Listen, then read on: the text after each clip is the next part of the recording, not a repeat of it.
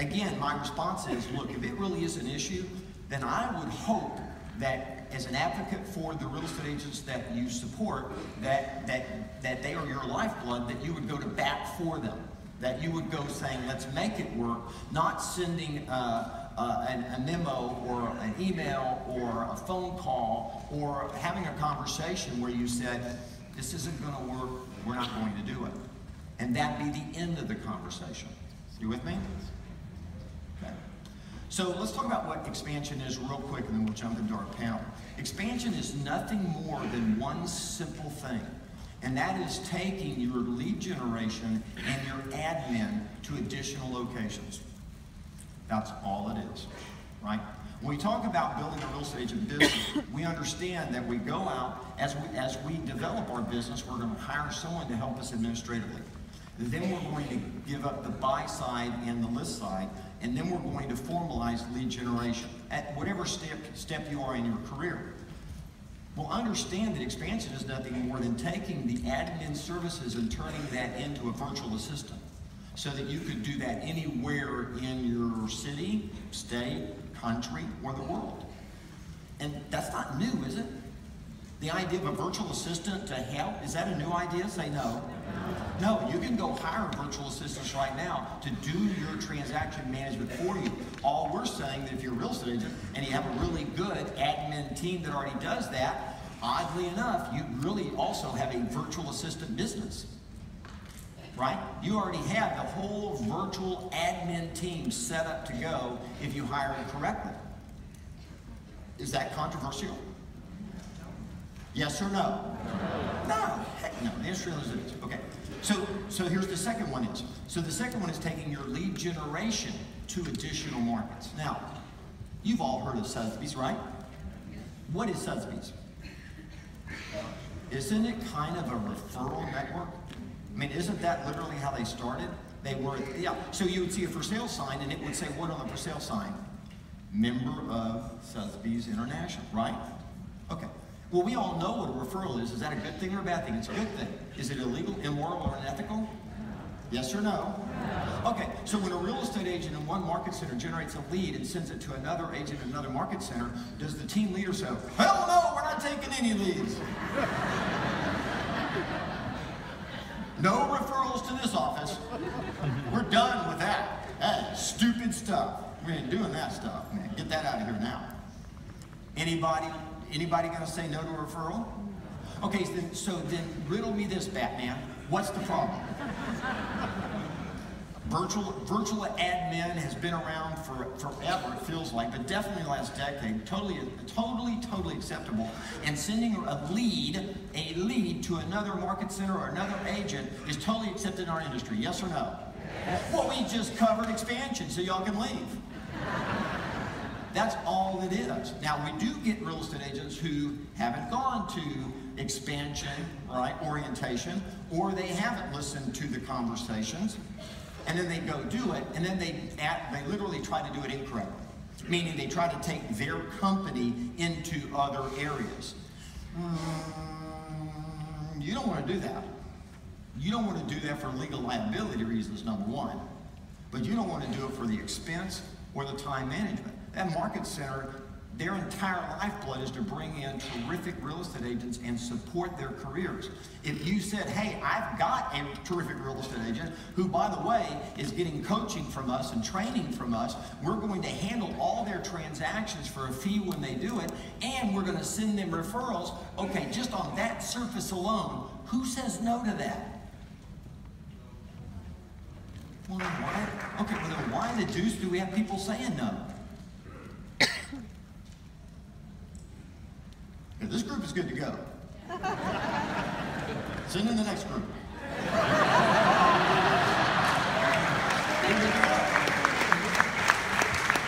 The thing that really bugs me about this whole conversation is, to me, it feels actually immoral to work with a real estate agent, which has been my entire career, and say, be all you can be, and then put a ceiling on that. Right? In fact, if you be all you can be, we're going to ask you to leave because you're now being too much.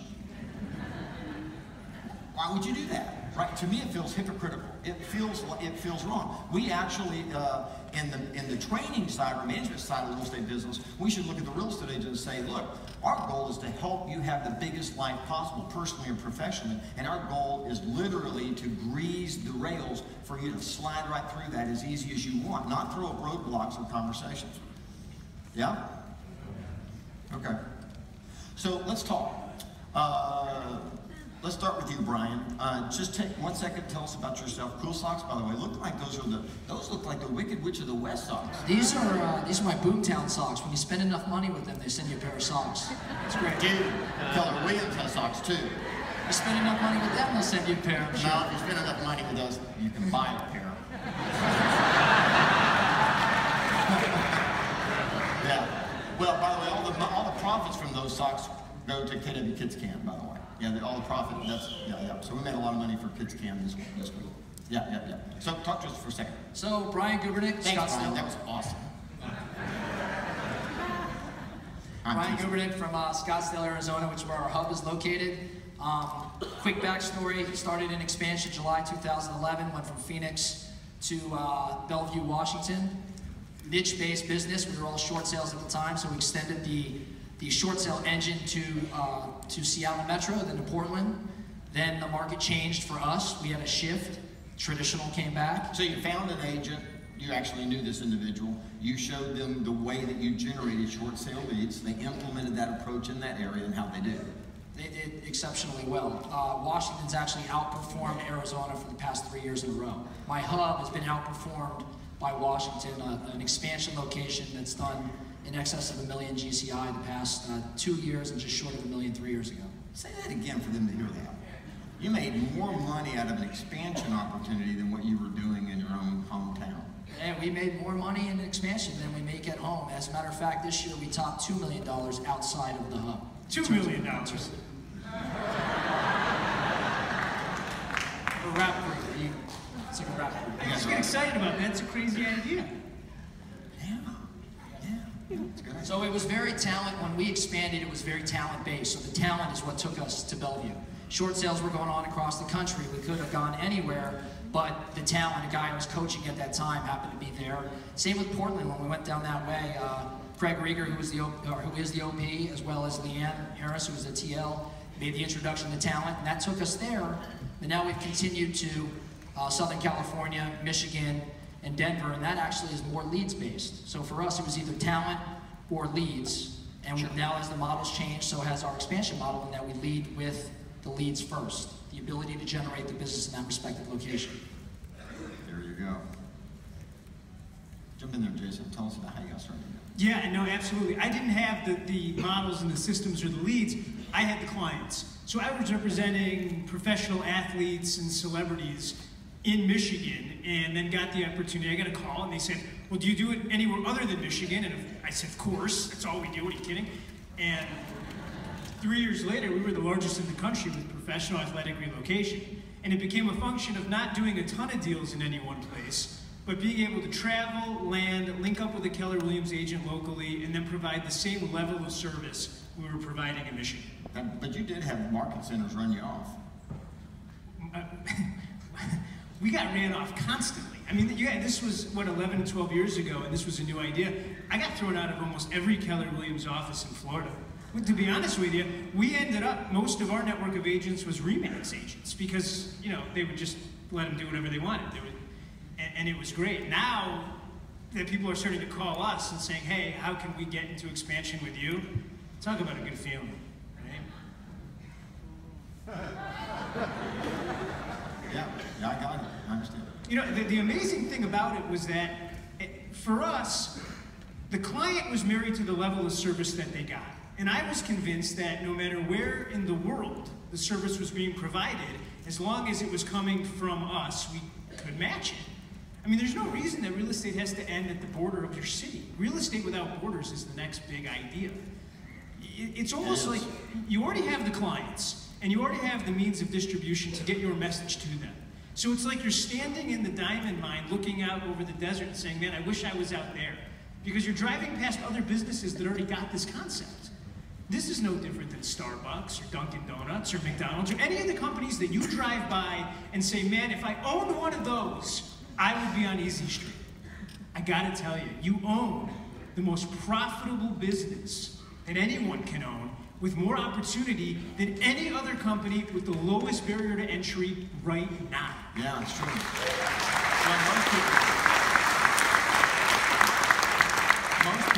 Most people don't fully appreciate what you said in terms of profitable business because they haven't studied the P&Ls of other businesses. They don't really know what a Wendy's makes or a McDonald's makes. They don't really understand what a Juice Land makes. They don't know what these businesses make, so they don't realize that actually a real estate agent turning their sales career into a business is one of the most profitable, low risk, low financial investment business opportunities on the planet. No, quite. I mean, it's not even close. You know, if anyone in this audience today came up with the grid and said, look, these electric cars, this thing is here to stay, we should get involved. No problem. $500 million later, we might know if you're right. And if you want to open a McDonald's today, you better have $3.5 million, go to McDonald's University, then lease a building, and then take the liability for a bunch of $10 an hour people. But you want to open up a real estate expansion team somewhere? Get your book together of your systems, go find some talent, mentor and nurture that talent with your administrative team. You could be making money within 60 days. And here's the other thing, not to get on the soapbox here. What? Too late for that. Yeah, too late. Here's the other thing. Too late. We made all these mistakes for a long time. All of us did. Like, how do we do it? How does it all work? And now they bundle the whole thing in ESO, teach it 20 plus times around the country with these guys doing it, and then all you got to do is go implement it. It's just like when the Millionaire Real Estate Agent book came out, and we all put it to work. And now, how many people do we have in this company doing over $1 million? Yeah, a lot. I think this is the next thing. Well, there are more, according to the Wall Street Journal, there are more teams, successful teams in Keller Williams than any other real estate company. And that's not by accident. It's because most of the other companies don't want teams. They think that that is somehow an issue, right? Same with expansion. It's the exact same thing. And Gary, our research department, at ESO, we go through an exercise of looking at the top franchises, the fast food franchises in North America. And what we discovered is the money that you have to put up financially and the risk is so much more tremendous than expansion, because the average franchisee is going to make $66,000 a year. And they have to put up the capital to put the bricks and mortar in place. And they have to hire the people, train the people, and all for a $66,000 a year opportunity. And then you look at expansion. Who's putting up the bricks and mortar? Not the expansion agent, the market center. How about the E&O insurance? How about the broker liability? It's all the market center is the one that is bearing the burden and has given all of us the opportunity to expand. Which is why when somebody wants to argue about the cap, it drives me nuts. Are you kidding me? The market center has put up the bricks and mortar, the E&O insurance, the broker, all for you to have an opportunity. So how much risk does the expansion agent have? Very little. And the reward is massive. That's right. That's exactly right. You know, and the other thing to piggyback on that, Brian and I, we traveled around Europe talking about Keller Williams. And when we talked to small brokers there and asked them, you know, why aren't you expanding in other places? They all said the same thing, because there's no way to guarantee they get paid. Keller Williams put in this system, and we're open book, and we reconcile this thing at the end of every month. That's the key to being able to open a franchise or being able to open a location, is that it's completely transparent with your money. You don't have to chase anyone down. You don't have to wonder if it closed. You don't have to hope for the best. We've taken the largest risk component, which is trust, completely out of the equation. You know, RE/MAX will tell you, international, if they're honest, they don't actually know how many people they have. They actually are not sure exactly if they're collecting the money. They don't really know. Century 21 the same way. I don't even know what to say to that. They don't know if they're collecting them. Can you imagine if you sold a house and weren't sure if you got paid? Yeah, that's right. All right, Adam. So we started expansion in June of 2011. So just letting you know, Brian. Benefits are going first. Yeah, they are. And you know, this came out of necessity for two reasons. One is Vermont is a very small population, and we didn't really have another option to expand into another market center. We're the only market center within about 4 hours, and that's into another state. So one day after I actually literally came out of a meditation, and I have this big sign that's in my office that says, "No limits, no regrets." And I looked up there and I said, you know what, I have a limit on my life right now of not thinking differently in terms of having a team that has absolutely no borders. And when I got that thought and that thinking into my mind, I strategically started laying out what it was going to look like to be able to go out there and implement teams in other areas. So within 30 days from there, I called up the OP in Portland, Maine, Dottie Bo, who's done a phenomenal job of allowing us in there. And at that time, you have to remember, this is 4.5 years ago, and people weren't really receptive. Agents, OPs, and they just didn't know. There was the fear base. And so Dottie did a great job, and we launched with Jeff Matea, who's still with us and now runs the #1 team in Maine for that. So congratulations, Jeff. And so from there, we continue to say that again, though. Yeah. So Jeff, who started with them, was about a $4 million producer. He now closed $50 million last year in our team there 4 years later.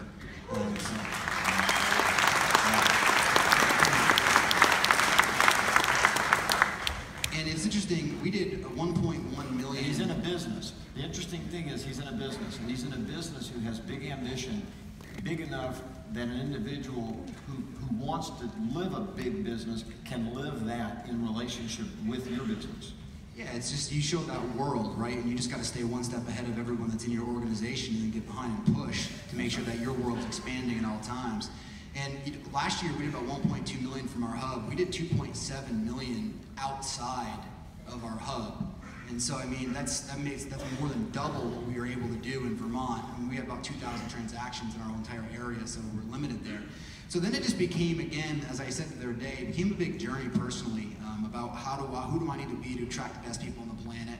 Who do we need to start establishing? Who do really, Gary, you and I are talking this backstage about who it is that you need to grow in your organization. And when you hire somebody, in 30 days, that person can't just take everything and run with it, right? This person needs to eat, talk like you, think like you, act like you. That's the only way your organization is going to be able to duplicatable into a period of time that is sustained past you and beyond you, so you're not in the actual minutiae of the day-to-day details of this.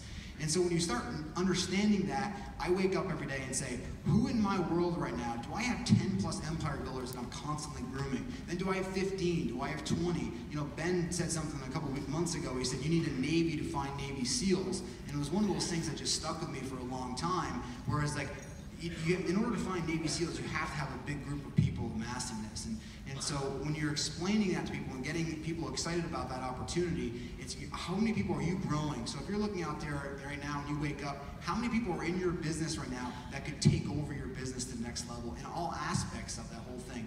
When you think about expansion, I explain expansion to people because some people think when they go to expansion teams that leads are just going to show up in your lap and checks are going to just get automatically deposited into your bank account.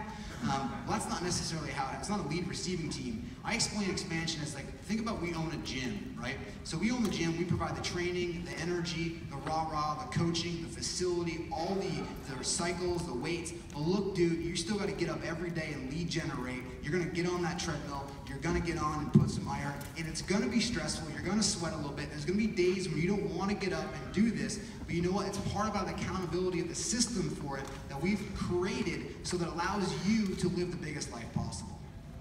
Yeah, amen. All right, Ben. We started expanding almost accidentally because we were generating leads from the internet and leads from our signs that were coming from 30 minutes, 45 minutes away, and at some point it wasn't good use of our agents' time to drive 45 minutes each way. We just organically went to the next Keller Williams office down the street. I think it was May of 2011. May took it first. And once we got that Everett office going, the same thing happened in Seattle. In Everett, we did $1.5 million in commission. In Seattle, we did just under $1 million. You're seeing so much production happening down. And the interesting thing is, we only increased our units by 75 units last year, but we increased our commission by $1.5 million because those other areas have higher price points. Now we've grown out of that, and now we're in Austin, Texas, and it has a brand new challenge. We hired 10 agents to Mary's office in the last 30, 40 days, so she gets 10 brand new caps in that office. We don't have any space there, so we have 10 people working out of Adelina. How big is that space? 100 square feet. 100 square feet office, we have 10 agents, and we're using conference rooms at title companies to do our scripts and dialogues. but we have no expense, and we're building this business without restraints. We have another 5 agents coming on in Austin in the next couple of weeks. It's growing really, really fast, and I feel like it took 4 or 5 years to get fast, but now all of a sudden it's getting fast. And I think the reason that we do this is because we want to have a world so big that none of my people could ever be recruited away. And if I don't grow, I'm not going to create enough opportunities to keep Julene and Adelina and Tamara and Melina and these amazing people, Tyler, that are in my life. They're going to go do their own thing, or they're going to get recruited away. And I'm not willing to let talent slip through the cracks. Yeah, very good. You know, I think you're seeing some really interesting things out there in real estate. And for example, we've recently launched a regional director in the North Central region who's in charge. We follow the same regions as Keller Williams does, and so he's in charge of, Jeff Shipley's in charge of all 6 of our states there. And we recently partnered up, and so just follow this for a second, to show the opportunities that are existing for everybody that's out there, OPs and team leaders.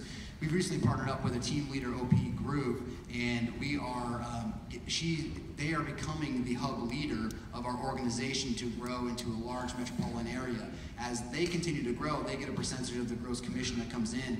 They are then splitting that between the team leader and the OP as an additional revenue source from expansion. They're running our expansion locations. They're growing that into not just 1 market center, but to 4 as they continue to hit certain financial metrics in there. So there's a huge opportunity when you wake up, as Gary was saying, to look at this from an OP standpoint and team leader standpoint of providing a way that's a big benefit to not only the market center, because if they go out there, they're already recruiting, and all of a sudden you add another 30 caps to their market center, but in addition to that, they're also getting some of that income that they're generating because they're helping coach and train and recruit and provide more energy and that accountability in that office.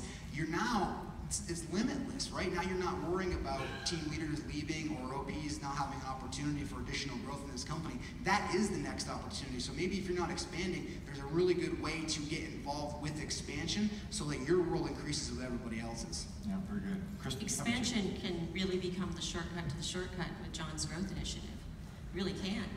And it can fill in the cap management for so many market centers just like overnight. So well, it quickly. also creates stability.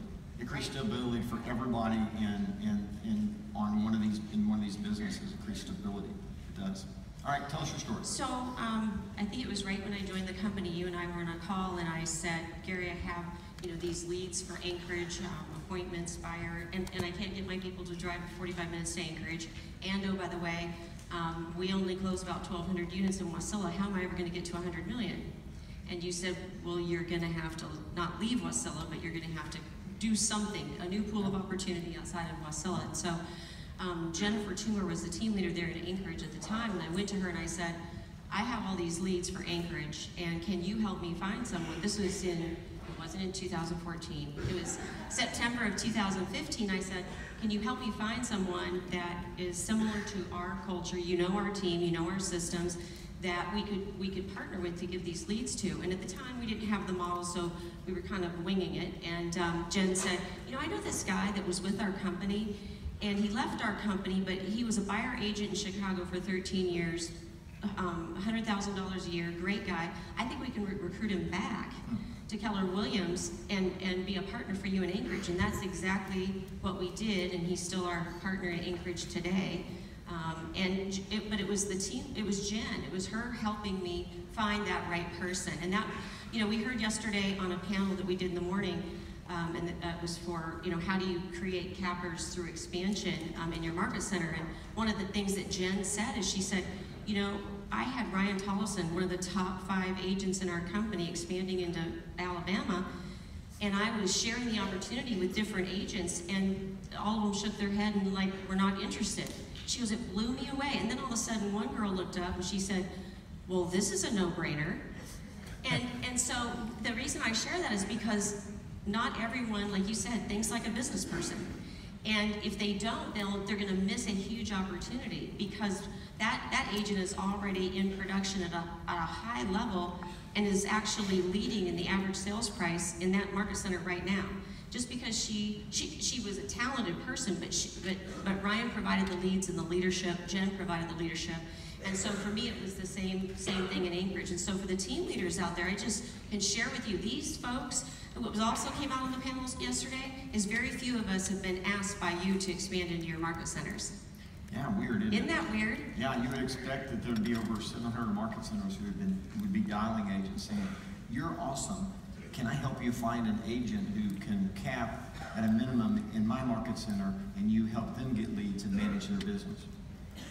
Yeah, you would think the phones would be ringing off the wall. You would think that they would just be looking for agents who have character, morals, good work ethic, they understand how to generate leads, and they have great admin team, and they'd be calling saying, come on, you gotta come. And that's exactly, about 6 months ago, Leanne, out of Portland, Leanne Harris and I were having a conversation. I said, Leanne, I really would like to expand into Portland. I said, we have leads in Salt Lake City. And she said, well, I'm gonna find some candidates for you.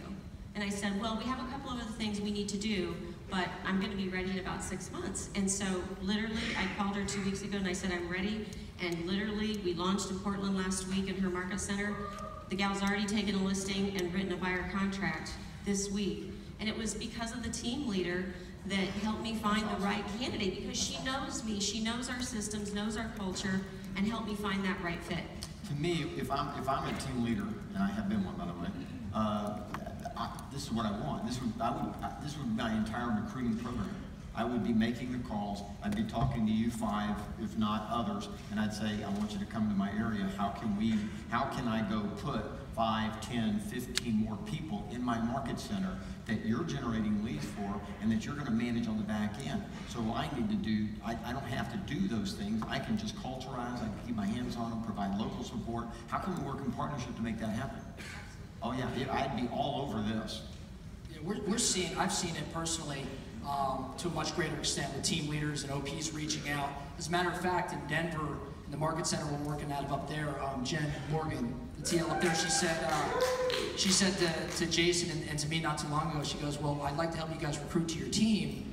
What sort of materials do you have? And we looked at the materials and realized they were relatively weak, and she said, well, you need to improve this because I have Chris Suarez's team here, and I have Kevin and Fred in 4610 here, and here's their brochures, and here's their... So now she has a menu from each respective team that she's presenting. And I'm seeing more and more of that, but it's certainly underserved, right? We've noticed that it still needs to pick up. It's crazy though, we've been at this now, you know, I've been since April 2011, and I mean, we've been running, it's arrived, it's time. Like, there's no more excuses. Before it was, we've got to learn this, or there's this challenge with the board, and we were talking about this backstage. For these guys, I mean, I'll be the first one to say, we've made a lot of mistakes, and it's now all documented at ESO. Well, can we say one thing? I want to go back to the mistakes. Go ahead. Well, I was just going to say that there's these expansion teams that are happening. The opportunity within them isn't just to go list and sell real estate. See, because we're at the infant stage, you could end up being in leadership at any of these places. I mean, the truth of it is, and for those of you that know Brian and I, you know that he's the CEO of Abrams International and Home Company Consultants. When guys like me line up to follow guys like this, you know guys like this are doing something well. So no matter where you are in your real estate business and how much volume you're doing, it still might make sense to join a team in an affiliation, because where could you go if these guys were on your team? And they all want to be on your team. Yeah, the question is, what other opportunity could you have that's in the industry you're already in, by the way, where you could go in and earn the right to be a leader in a business that could be making $5 million, $10 million, $20 million, $50 million a year? Well, and I understand that an agent business financially has the structure to make more money than Keller Williams Realty International. Inside the company, it has the opportunity to make more money than we make. That's why when I made those statements on Saturday, I wasn't kidding. When you look at it, truth of the matter is, had this been around when I come out of college to sell real estate, Keller Williams wouldn't exist this way. I talked to a young man once, and I said, I've been doing that. I said, would you consider coming and working for me and giving me 50% of your commission? And the gentleman said no. And I said, here's the difference. I would consider working for you and giving you 50% of the commission. The question that you didn't ask me is, what was the denominator? What is the overall math, right? And I think a lot of agents get stuck on this idea of splits and how much do I pay. That's right. I think poor people think about splits and rich people think about the denominator.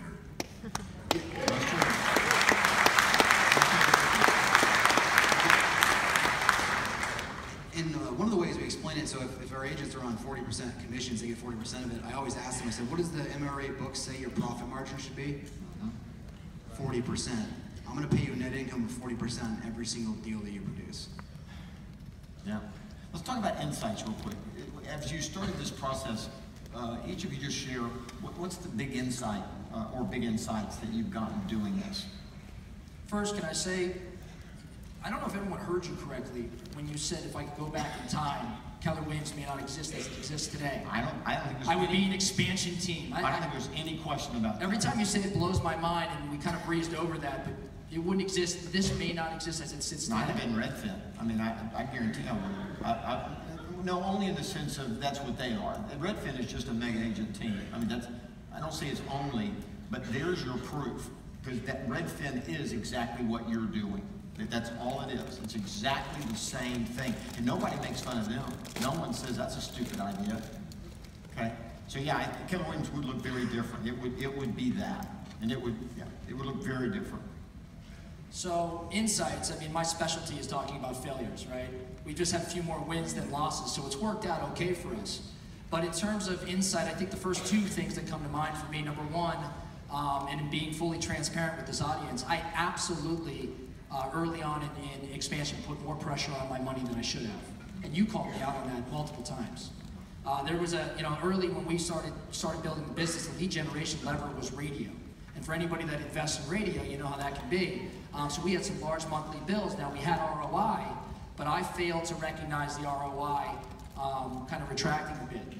And as a result, I found a couple months, 2012 and 13, maybe it was 13 and 14, where you have one bad month in your local real estate team. It's interesting.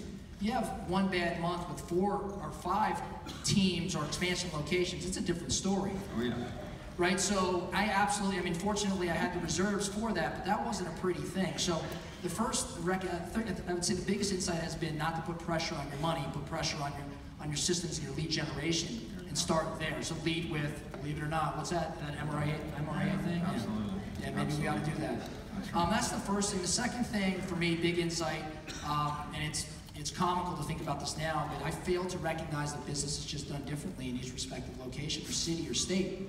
It sounds, again, ridiculous to say that right now, but I didn't know that in Phoenix, in Scottsdale, you could take a listing an hour from your office, in a city an hour away from you, and nobody bats an eye at your sign in the yard. No one cares. It's normal. It's normal to drive an hour for a listing.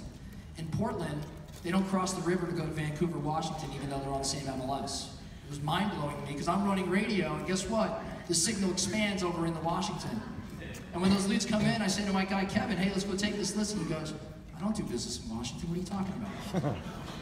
In Metro Seattle, I didn't realize it was as neighborhood-based. I come from Phoenix. It's just not that way. So that was a big deal to me. And while it may not have cost money, it certainly cost revenue, because I had to learn, and that growth curve was a slow one. Yeah, you don't go into markets telling, you go in asking.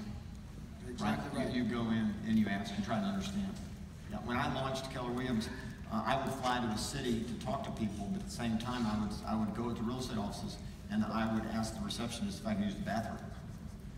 Because it doesn't matter what company you're with, they always let you use the bathroom, right? So I didn't go in and say I'm with a real estate company, but sometimes I would say, hey, I'm with a real estate company in Austin, Texas, and I know you haven't heard from me, but I'm out about, and I need to use the bathroom. Can I use yours? And they would let me, and then of course I would just go in. I rarely use the bathroom. I would just go in and walk around their offices and look at stuff and take pictures.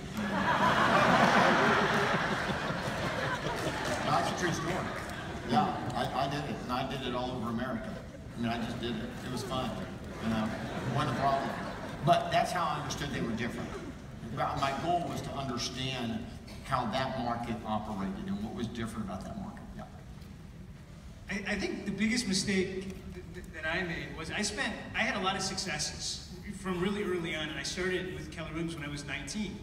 And I was succeeding and really not leading anybody along with that. So a lot of the successes were mine. Like, I was the guy. I used to say with pride, I was on the road 309 days last year. And I said it to Gary once, and he goes, wow, man, that's stupid. I was like, whoa. Yeah, I did. It was in the bathroom. Haven't you seen the TV show? Like, I didn't know what to say.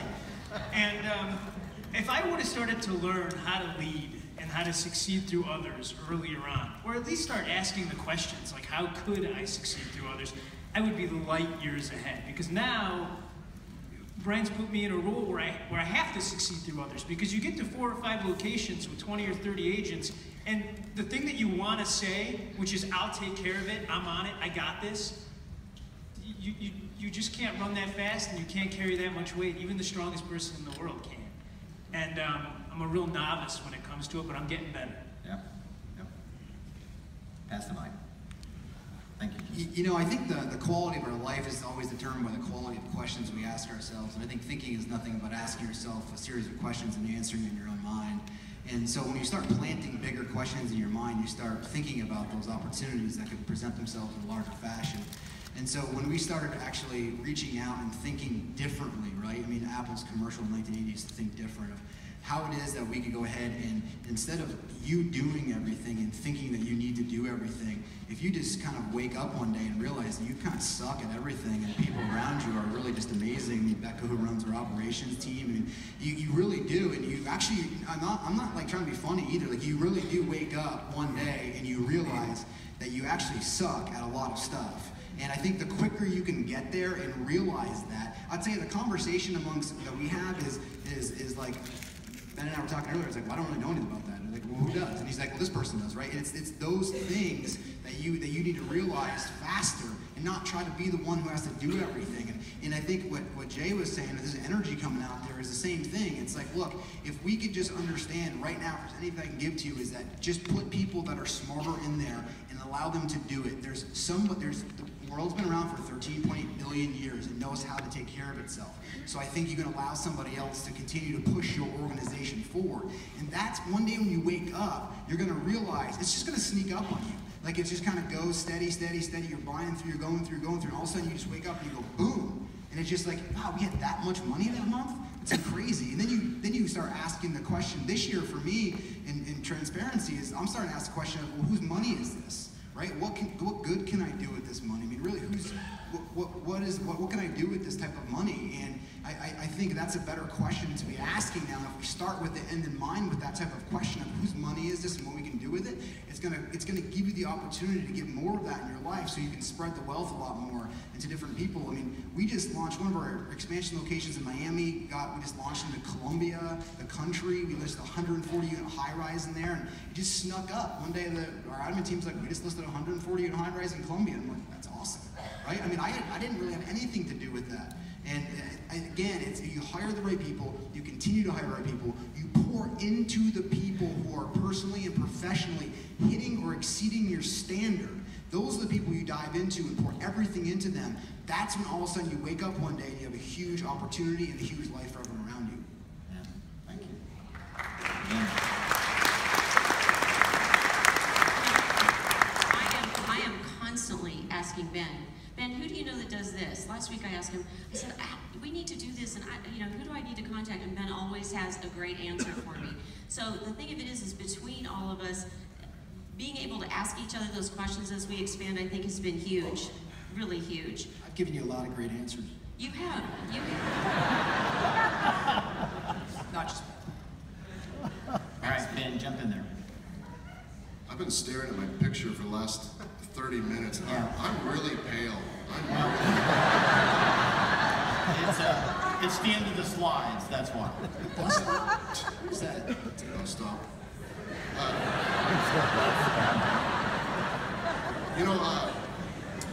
I think I heard you say this the other day, Gary. You said that we're really not as smart as we think we are.